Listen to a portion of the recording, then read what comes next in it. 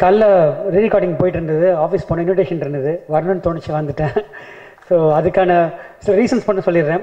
Technicians, இந்த படத்தை technicians ரொம்ப ரொம்ப க்ளோஸான பீப்புள். ஃபஸ்ட்டு வந்து Vivek Harshan, editor. Antony sir assistant தான் விவேக் ஹர்ஷன். ரொம்ப வருஷமாக தெரியும் எனக்கு. Very very talented boy. இன்னைக்கு is doing very very great jobs. I am very very happy Vivek. All the best you. And இந்த படத்தோட ஆடியோ இன்ஜினியர் ராஜ். என்னோட எல்லா படங்களும் சவுண்ட் மிக்சிங் அவர் தான். மெட்ராஸ் பட்டினம், தெய்வ திருமகள், தாண்டம், தலைவா வரைக்கும் அவர் தான் எனக்கு பண்ணியிருக்காரு. எல்லா படமும் நான் பண்ண எல்லா படமும் அவர் தான். இந்த படத்தை சவுண்ட் இன்ஜினியர். அந்த படம் ஆரம்பிக்கும் போது சொன்னார், இந்த படம் வந்து ரொம்ப ரொம்ப சூப்பராக வரும் அப்படின்னு சொல்லிட்டு இருந்தார். So sound engineer Rajkrishnan. So அவர் எனக்கு ரொம்ப ரொம்ப close. I use telling about and கேம்பிக்னோட எல்லாம் ஃபாரின் நினச்சிருப்பாங்க. ஆனால் பக்கா தமிழ்காரர். கேம்பிக் எனக்கு ஒரு 8 இயர்ஸாக தெரியும். It's one of the very awesome cameraman. அவர் ரொம்ப ரொம்ப நான் நினைக்கிறேன், sorry taking rights and telling, கொஞ்சம் லேட்டாக ரெக்கக்னைஸ் பண்ணிட்டாங்கன்னு நினைக்கிறேன். This film is going to be a showreel for you. I'm going to come in a flying colors in Tamil cinema. I'm sure it's going to happen. அவரோட ஒவ்வொரு ஃப்ரேமும் ரொம்ப ரொம்ப I think Karthik ஒரு பெரிய ஹெல்ப்பாக இருக்கும்னு நினைக்கிறேன். கண்டிப்பாக எல்லாம் தாண்டி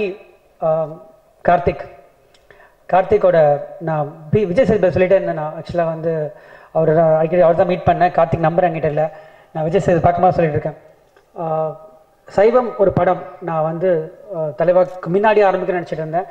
அதுக்கப்புறம் தான் ஆரம்பிக்க முடிஞ்சது. அந்த படத்தை ஆரம்பிக்கக்கூடிய எனக்கு கான்ஃபிடன்ஸ் கொடுத்த, எனக்கு ரொம்ப ரொம்ப கான்ஃபிடன்ஸ் கொடுத்த டைரக்டர்ஸ் கார்த்திக், பாலாஜி தரணிதரன் அண்ட் அந்த குரூப்பை வந்து இன்னைக்கு வரைக்கும் பி ரமேஷ் வரைக்கும் அவங்க பண்ண படங்கள் தான் எனக்கு கான்ஃபிடன்ஸ் கொடுத்தது சைவம் பண்ணுறதுக்கு.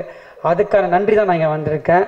Thank you to all the young generation directors and you all coming with the flying colours and thank you Karthik. So ஏதோ எங்களால் முடிஞ்சது. ஸோ டைரக்டர்ஸை நாங்கள் வந்து ஒரு நல்ல கதையை ரெடி பண்ணி சொன்ன பட்ஜெட்டுக்கு சொன்ன நாட்களில் எடுத்து கொடுக்கணும். ஸோ அதை நாங்கள் பண்ணுவோம். அனைவருக்கும் வணக்கம்.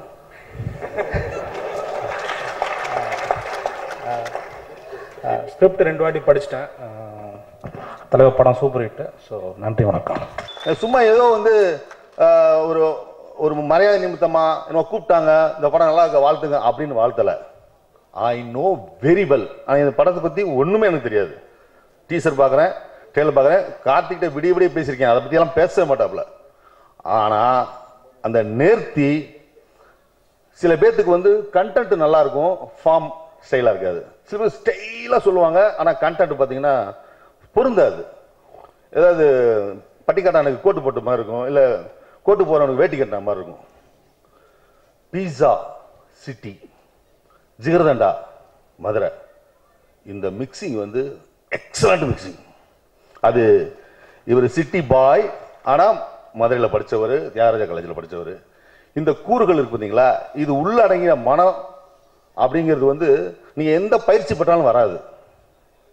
அது இவருக்கு இயற்கையாகவே அமைஞ்சிருக்கு. அதனால் இவங்க குடும்பத்துக்கு என்னுடைய நன்றியை தெரிவிச்சுக்கிறேன். அவங்க அப்பா எனக்கு தெரியும்.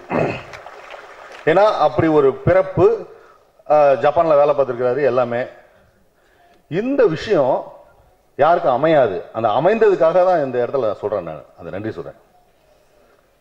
இப்போ ஒரு பாடல் பார்த்து ஒரு மாண்டேஜ் அப்படின்னு நீங்கள் பார்த்தீங்கன்னா, அந்த மாண்டேஜை வந்து எப்படியோ அதில் ஒரு ஒரு ஏற்கனவே படம் பார்த்ததனுடைய ஒரு விளைவாக ஒரு ஷார்ட்ஸ் ஒரு 5 பண்ணோம்னா அதில் வந்து 4 அது மாதிரி வந்துடும், இல்லை 3 வந்து இந்த ப்ரொபோர்ஷனேட் ஆகும். ஆனால் இந்த மாண்டேஜஸில் 100% வேற மாதிரி இருக்கு. அது வந்து படத்தை தூண்ட வைக்குது. நான் அந்த பாட்டு பார்க்கும்போது பக்கத்தில் சொன்னேன், விஜயபாலாஜி சொன்னேன், நான் இது எங்கேயோ போயிடுச்சுங்க அப்படின்னு சொல்லிட்டு.